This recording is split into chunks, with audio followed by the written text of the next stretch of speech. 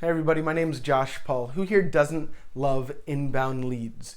You create helpful, insightful, educational, original content for your market and people just find you. So they request a demo, take a tour, take an assessment, download an ebook or a cheat sheet or a checklist, and they come into your system as leads. Inbound leads are amazing. I grew my entire company using 100% inbound leads before we sold it. But the thing about inbound leads is salespeople don't know what to do with them.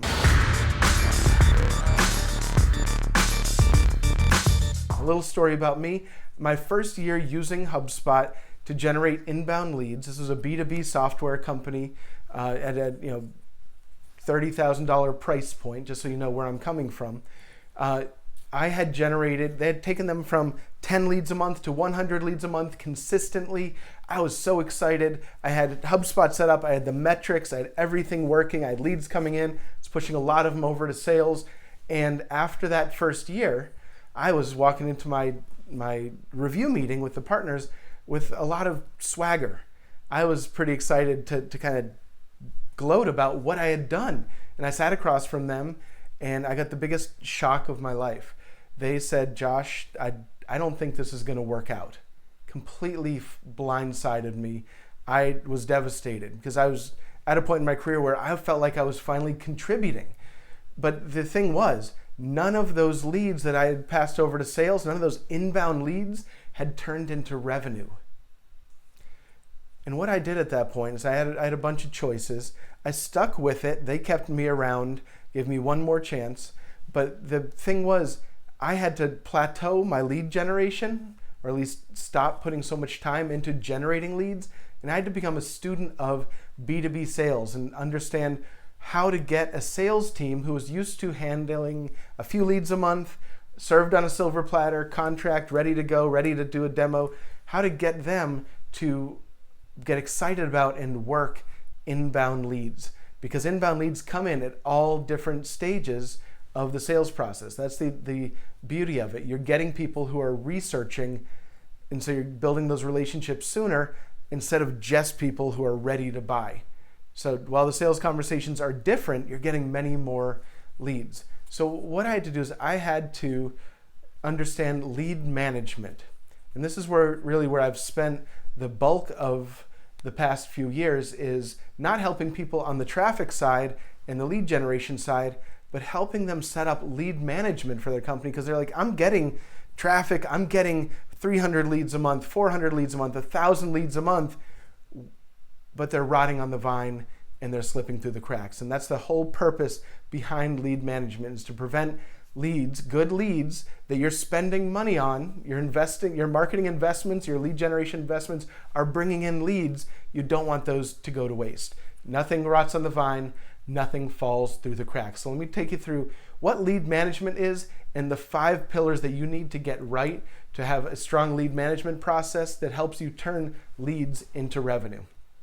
All right, so lead management is the process of knowing what to do with leads, where they go in your CRM, what data gets changed, how to track leads, how to follow up with leads, how at a management level you can look at any lead and know where they are in the sales process, and from a sales level where you can know what to do and spend your time selling instead of entering data into your CRM, instead of trying to research and figure out where a lead is. And anyone from your team can go into that same system and say, oh, I know exactly where that lead is in the process, whether it's on the management level, whether you're going on vacation as a sales rep and you need to hand it off to somebody.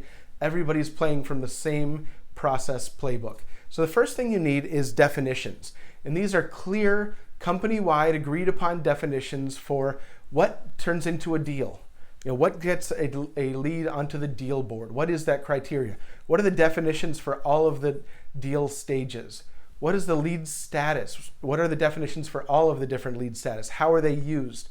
How do you track next actions? If the next action is set to connect or qualifying or schedule demo, what does that mean so that everybody is playing from the same playbook, and that means your data is clean and consistent. So definitions is number one. Nothing moves forward without them. What is an MQL? What is your definition for an SQL? Making sure everybody is in agreement as to what those are. This is a massive whiteboarding workshop that we conduct with our clients before we even touch the technology. All right, the second thing is the process. When a lead comes in, and sometimes it's straightforward. You have one product, one market, one way that leads come in, and all right, where does it get routed? What are the steps that the salesperson takes to connect with that lead? If they connect with them, great. Where does it go? If they don't connect with them, if they connect with them and they're qualified but not ready to talk to sales yet, what happens? What are all the scenarios? That's what we call them in our workshops. What are all the scenarios that you need to be able to accommodate at every point in the sales process, mapping that out, and then you have to go deep and complicated to make it as simple as possible. I did a recent podcast episode on that, where it's not, even if you're using a simple CRM, you need to go and do that deep dive into your complex sales process in order to bring it back up and make it as clean and simple for your sales team as possible. The next thing is automation. There's so much that you can do. People think of automation, they think marketing, they think drip campaigns. The big value for automation is actually on the sales side and helping keep the data clean and having sales touch as few fields as possible and everything that happens on the back end to make sure that your lead management framework stays intact. The next thing is accountability. Setting up accountability so that your sales team knows what they're responsible for, which metrics, which they're going to get dinged on manually. The sales manager is going to come over and say, hey, this is down this month, in which the system is going to automatically remind them of. So making sure that because your data is clean and because people are mapping their sales process to the lead management structure built into your CRM, then making sure that they know what they're accountable for. It's too easy without the definitions, the process, and the automation. It's too easy for salespeople to fudge their numbers. Yeah, I'm working on that. Yeah, I need to follow up with that. It's not salespeople's fault. It's because there is no lead management process built into your system. So accountability is really, really important. And then the last thing is reporting. So with reporting, that's where, because you have your definitions in your process, everything else becomes clear. We save it till the end, it's the last part, but your managers, your marketing managers, your executives, your sales VPs get to step out of the technology and say, all right, here's what I would like to see. As a layperson, from a business level, here's what I would like to be able to report on daily, weekly, quarterly, monthly. And because you have your data structured in that way, because you have a lead management process in place, you're able to get that reporting and make it part of their process. Before they go into a sales meeting, they know exactly the 3 reports that they need to look at. When they address salespeople in that sales meeting, because they have much more data to work with than they've ever had before, because they really didn't have a lead management process in place. When they address their salespeople, the salespeople know exactly what they're talking about. You're all on the same page saying, we're trying to move this metric on this property to this metric. Great, we're all on the same page, so the accountability is a lot easier.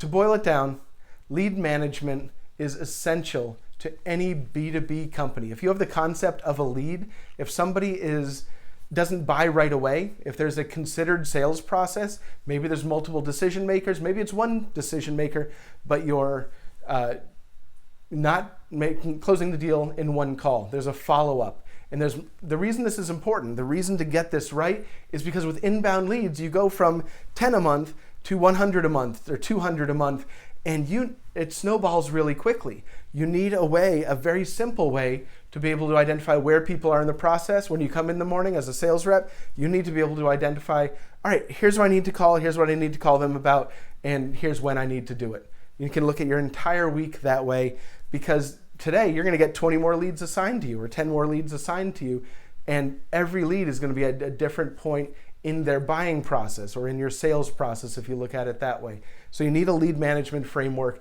to be able to manage that without overwhelming your salespeople, because when they get overwhelmed, they stop following up with those leads stop closing, and who gets blamed if leads stop closing? It's usually the marketing department. That's why we're talking about sales and lead management here, but this message is just as important for the marketers out here. So with lead management, you need definitions, clear definitions. You need your lead management process. You need automation on the back end that's going to be specific to your sales process that you've overlaid onto your CRM. You need accountability built in and that communicated to your team. And then that allows you to set up your reporting. If you have any questions about this, just go ahead and comment on this video. I'm really excited to share this with you guys, and I'll see you online.